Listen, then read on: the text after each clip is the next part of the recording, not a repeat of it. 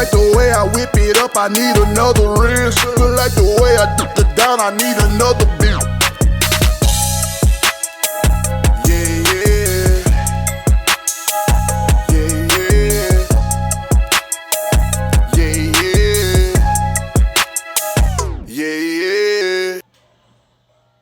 That's right, what did I miss? Welcome back, everybody, to an all-new what? Downright Sports, the radio, the podcast, if you will. I am your host, the Notorious Sports Critic, the one, the only Brent Reid, and I have been a big believer in the NCAA, or soon to be the former NCAA, coming up with a solution with how to basically stop this archaic belief in this system of their amateur athletes. Well, the Supreme Court basically told the NCAA, what you're doing is a farce and it's BS. Basically, you basically can't reap the benefits of your labor force and they don't get to see a dime. Why is that important? Well, basically, to give you guys, for those that are not familiar, college athletes cannot receive a paycheck. I don't think that should happen. I don't think the schools should start paying the athletes. But let's say athlete A wants to be a trainer of some kind. They can't do it. Let's say athlete B wants to go to a local car wash and sign some autographs and maybe to put a little scratch in his pocket. He can't or she can't do that. But the college can take their jersey, their likeness, and sell it. Give me the money. I want all the money. This is the NCAA, and I want it all. I want your soul, and I want the money. That's how the NCAA operates. But the Supreme Court, and out of all people, Brett Kavanaugh basically said, what is this nonsense?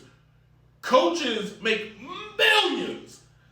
League commissioners make millions. But the players can't get a scratch. California had passed a state law where players can get money off of their likeness, and other states are going to start to follow. Why is this going to be important? Because when that California law comes into effect, will other schools be able to compete with that? Because I'm going to tell you right now, if I'm a top prospect, if I'm an ESPN, Fox, whoever, top prospect, and I'm looked at, I'm the sexy Christmas tree, I'm going to go out west. I'm going to go play for UCLA or USC or Berkeley or Stanford, any of those schools, because I can basically go ball out and then if I want to, get paid off the name. That's the end game. This is America. The goal is to take their money and put it in your pocket and keep that cycle going. The NCAA believes the goal is to take all the money and you see none of it. Now, I'm not going to say it's a slave workforce because the players do get free scholarships. But what does this say? In my opinion, I always said in some cases, like the one and done players, right? What's the point in giving them a scholarship? That is a waste of a scholarship from a person who deserves it. An academic person that could get it. Because if you're a one and done basketball player, let them sign. They're not going to hurt the school. Let them reap all the money that they want. And then move on. The NBA playoffs this year has gone into the twilight zone. Like, it is whatever was supposed to be up is out, whatever's supposed to be out is in. So, for example, the surprise team, if this was March Madness, the Cinderella team has been the Atlanta Hawks, led by Trey Turner, a.k.a. Reggie Miller Jr., and it made me think. I was watching them when they beat the 76ers in Game 7 of the semifinals, the Eastern Conference semifinals. It made me think, are we looking at the makings of the Golden State Warriors East with Trae Young and his current staff of guys, this team runs just as good as anybody. They shoot. I mean, do they shoot it? They shoot well. They shoot fantastic. They shoot magnificent. I haven't seen a team all postseason that shoots as good as this Atlanta Hawks team from 1 to 8, or how many guys they run out on the floor. Like, they fill the bucket, and I'm not just talking about from threes. I'm talking mid-range jumpers. They do everything the way I think it should. Now, I hate this team now because they beat my Knicks, but the more I watch them, the more I appreciate them for the way they play the game. They rebound. They run the floor. They have that game that needs to be played. Like, they get the rebound, they out the court. Like, balls up the rebound, up court. Like, that's it. They rebound, balls in basket. Like, they don't mess around. Like, their bigs is legit, son. Clint Capella, I tip my cap to him because it's insane. Like, the fact Houston let him go, Houston need to kick the Knicks butt. Because Clint Capella is a monster around that rim. He ain't Shaq, but what he can do as far as just getting rebounds is insane. Kevin Hustler, he doesn't really score a lot of points, but he's a big contributor. DeAndre Hunter is getting it done. Jason Collins getting it done. And then Diallo Gallinari, who's been in the league forever, seems like he doesn't age. Remember when the Knicks drafted him? He gets it done. Lou Williams, big factor on this team for them. And if you look at their post, like what you see, where's the postseason numbers? Give me the postseason numbers. I can't get the postseason numbers. I'll find it. But in any case, Trae Young is having his coming out party. He has arrived. He is now he has emerged, and he has leapfrogged a lot of guys currently right now in the league. He leapfrogged Ben Simmons. In my opinion, Ben Simmons was considered one of the top 15 best players of the game today. Now, Ben Simmons may be in the top 30, maybe top 40. He has fallen that far. Trae Young has put himself in the conversation of maybe top 10 best players in the game right now, with Luka Doncic, with Kawhi Leonard, with the brain's freezing. Stop. The brain's freezing. Don't worry about it. I have to put together that list. But I'm trying to think of Kevin Durant, Kyrie Irving, like the Greek Freak and Giannis Antetokounmpo. Like, Trae Young is in the conversation of top 10, like, what he has done this postseason is fearless. He has looked he has taken the Knicks out of consideration. He looked Philly in the face and said, let's go. Let's go. I picked Philly to go to the championship. You're not going to tell me that everybody did not think Philly was just going to walk the dog on him. I figured Atlanta would pick up a game. Atlanta told Philly, yo, you ready? Game 1 came out and was like, are you ready? Because if you ain't, you need to be ready. Like, stop playing and stop playing around.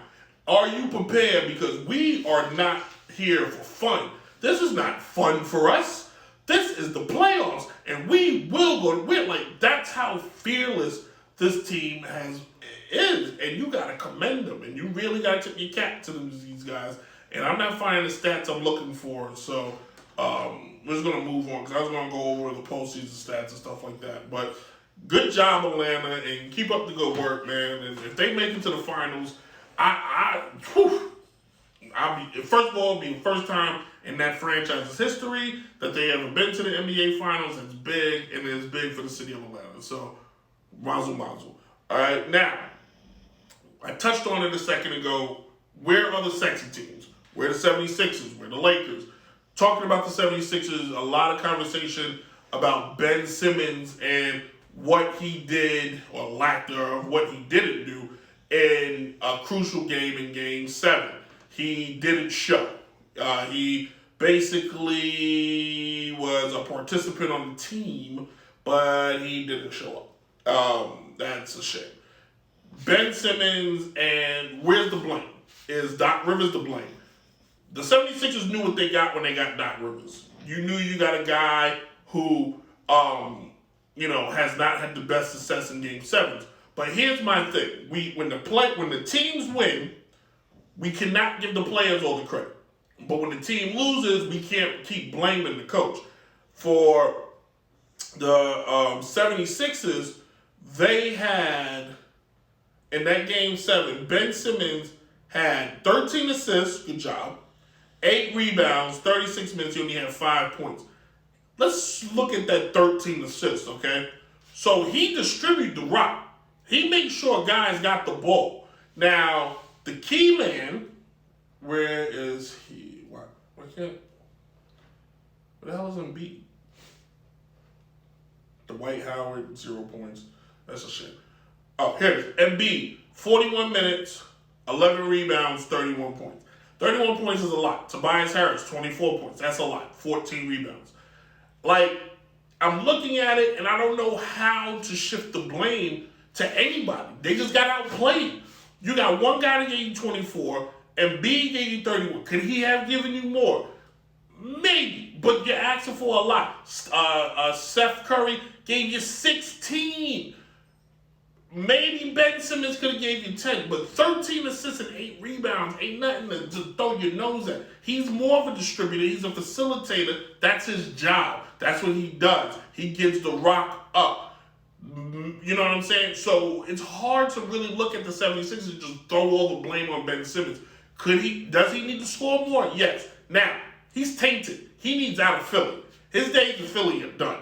That brings me to the Los Angeles Lakers and that toxic show over there.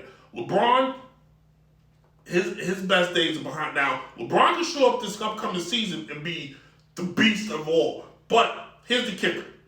He's already started to, it was because the season was so fast. And that's why everybody got hurt. Outside of you, LeBron, all the guys that got hurt are the same list of guys who always get hurt. Anthony Davis gets hurt every season. You can Vegas probably has the win over under how many games he's going to play. It's always going to be under 82. James Harden always gets hurt. Kyrie Irving either gets hurt or takes a vacation. The same people get hurt. So I don't want to hear this about the season starting, or when it started, okay? That's a load of malarkey. But if I'm the Lakers, here are the teams that should be looking at Ben Simmons. The Lakers and the Pelicans. If I'm either of those teams, I'm trying to figure out how do I get my hands on Ben Simmons. Because Ben goes play with LeBron. LeBron can make Ben look like gold. Not to mention, you got Ben and Anthony Davis playing together for years to come if you can make this work. That's the other thing. Anthony Davis. What do we do with him? You tell him whoever his trainers have been, they're fired. We're going to pick your trainers for you. We're going to get you a new nutritionist. We're going to get you a new training staff. We're going to get you a new doctor. We're going to get you a new masseuse. We're going to get you a new bed. Whatever the hell you've been doing the last 5 to 10 years of your career, we're now going to be in control of it because we had too much invested in you for you to be just falling apart every single day. Enough's enough with that. If I'm the Lakers and I have to now go look at this crap because their roster really has nothing to trade, but if you're the Lakers, you gotta find a way to get Ben Simmons to LA. He needs out of Philly. Trust and believe me, I see the perfect pick. Get rid of Kyle Kuzma, because he is not the answer. I'm here to tell you. Kyle Kuzma can dye his hair blonde, he can dye it black, he can dye it red, he can dye it whatever. He's not the answer. Lakers, here's the guys that are not the answer. Kyle Kuzma, Andre Drummond, Dennis Schroeder, and Wesley Matthews. These are not Lakers. Go get some sexy names. Go get what is this? It's like the Yankees roster right now. You know what I'm saying? This is not going to cut it. This is not going to work. But if you're the Lakers, you need Kyle Kuzma for Ben Simmons and some picks and make it work. Make it happen. Make it work. All right? Enough's enough. We can't continue seeing, like, because LeBron, no more excuses. It's game time.